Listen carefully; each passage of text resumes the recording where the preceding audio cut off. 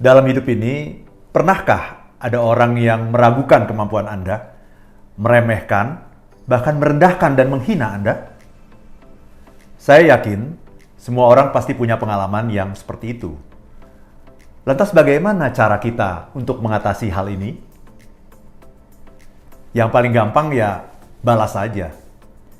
Kalau sudah membalas, kita kan akan puas. Tapi hati-hati. Kepuasan yang Anda alami itu hanya sebentar saja. Setelah itu, Anda akan menghadapi berbagai hal yang lebih rumit lagi daripada sebelumnya. Membalas tidak akan menyelesaikan masalah. Malah hanya akan menciptakan masalah baru.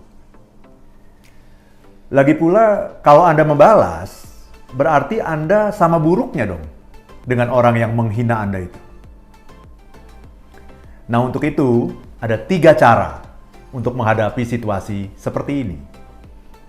Pertama, maafkan saja. Ini adalah cara yang terbaik.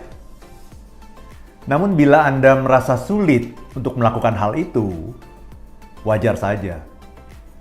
Karena manusia itu kan punya kecenderungan untuk membalas demi untuk mewujudkan keadilan.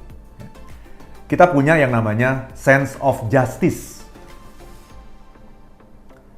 Cara kedua, diamkan saja.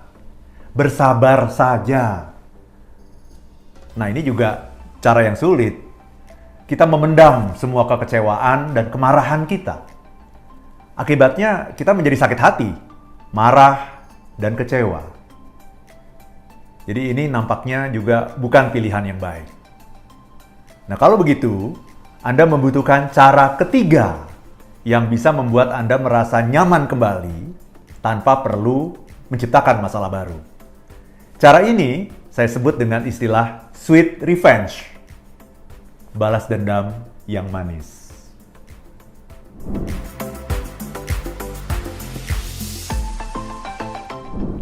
Sweet revenge adalah melakukan balas dendam pada orang yang menyakiti kita itu.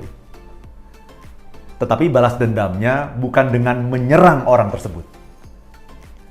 Kita mengarahkan energi kemarahan yang begitu besar ke dalam diri kita sendiri.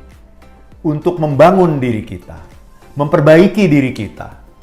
Sehingga suatu saat nanti, kita bisa mengalahkan orang tersebut. Dan menjadikan diri kita jauh lebih sukses, jauh lebih unggul dari orang yang menyakiti kita itu.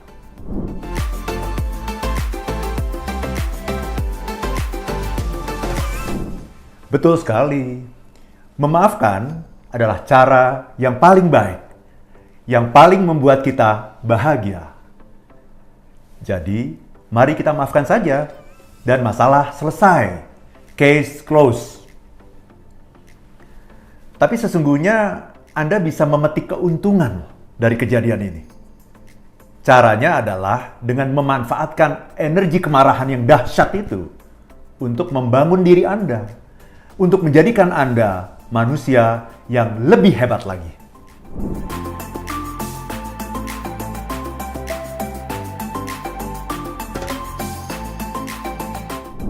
Ya, memaafkannya sih tetap.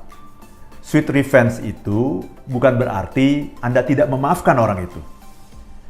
Sweet revenge itu adalah cara kita untuk mendapatkan bonus atau mendapatkan keuntungan dari situasi yang awalnya merugikan. Kita kan perlu membangun diri kita, menjadikan diri kita orang yang lebih hebat lagi. Nah, untuk memotivasi, kita butuh sparring partner. Kebetulan, nah ini saya menggunakan kata yang bagus sekali ya, kebetulan ada orang yang menghina kita, mengatakan bahwa kita tidak mungkin berhasil. Nah, ini kebetulan yang bagus. Inilah yang kita tunggu-tunggu. Jadi begitu ada yang menghina, katakan pada diri Anda, Alhamdulillah, akhirnya saya bertemu dengan sparring partner saya. Dan ini memberikan energi yang luar biasa dahsyat kepada saya untuk membuktikan bahwa saya tidak demikian. Bahwa apa yang dikatakannya salah. Bahwa saya bisa melakukan apapun yang saya inginkan.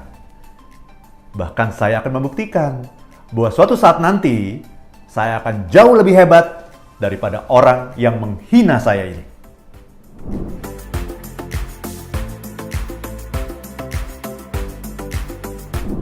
Tidak sering sih, ya pernahlah beberapa kali.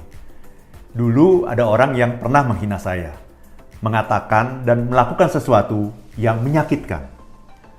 Awalnya saya marah dan sedih sekali. Tapi lama-lama saya pikir, saya malah rugi 2 kali dong. Karena itu, saya belajar memaafkan. Memaafkan itu bukan untuk orang yang menyakiti saya itu, tetapi untuk ketenangan dan kedamaian saya sendiri. Tapi tiba-tiba saya ingat, wah, ini kan sebenarnya kesempatan ini yang bisa saya manfaatkan untuk membangun diri saya.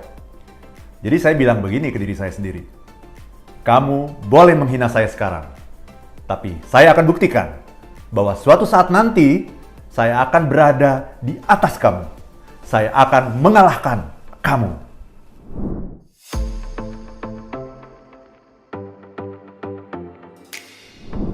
Alhamdulillah, saya sudah berhasil.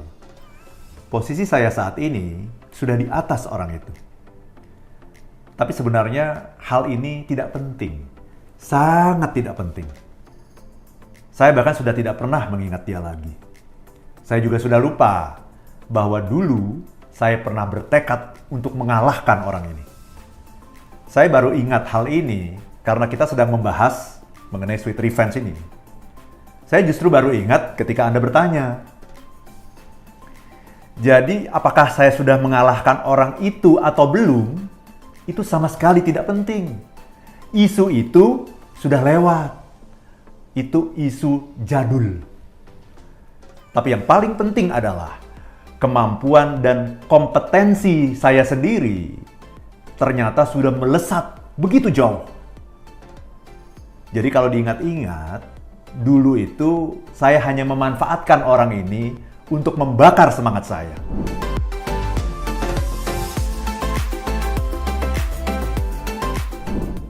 Intinya adalah perbaikan diri kita untuk menjadi manusia yang sehebat-hebatnya.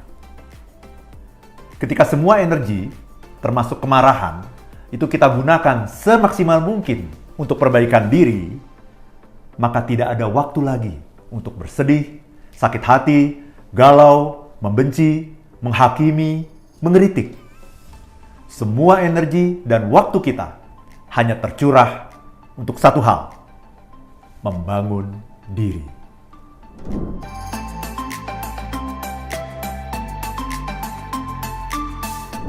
Sweet revenge itu hanya sebuah metode untuk mengalihkan emosi dari membalas, menyerang, dan merusak menjadi memperbaiki diri. Dan ini sesungguhnya bukan hanya terjadi di level individu saja, tetapi juga bisa terjadi di level negara. Contohnya adalah apa yang terjadi di Korea Selatan. Orang Korea itu sangat marah ketika dijajah Jepang. Tapi kemarahan itu tidak mereka arahkan untuk melawan Jepang, karena memang tidak ada gunanya. Mereka justru mengarahkan energinya ke dalam untuk membangun negeri mereka sendiri. Mereka bertekad untuk mengalahkan Jepang dalam banyak hal. Dan sekarang apa yang kita lihat? Ternyata sudah banyak kan produk-produk Korea yang mendunia. Bahkan sudah ada yang mengalahkan Jepang. Seperti Samsung, LG, Hyundai, dan lain-lain. Film-film Korea saat ini juga sudah bersaing ketat dengan film Jepang. Juga musik-musik Korea. Inilah contoh yang sangat jelas mengenai sweet revenge. Mudah-mudahan bermanfaat dan menginspirasi kita semua. Jika Anda menemukan video ini bermanfaat, silahkan like, subscribe, share, dan nyalakan notifikasinya.